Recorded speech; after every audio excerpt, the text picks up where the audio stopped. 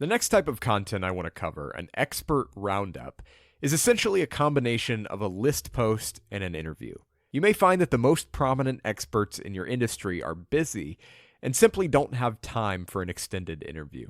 That's okay. We can work around that with a roundup style post where we ask a bunch of different experts one question and then compile their answers for our audience.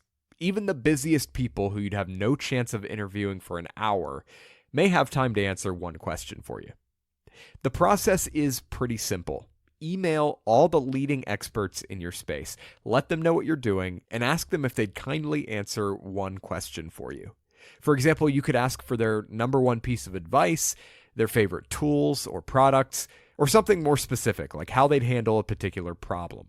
Once you've got some responses, all you have to do is compile them together, and you've got an extremely valuable piece of content showing the various thoughts and perspectives from the captains of your industry.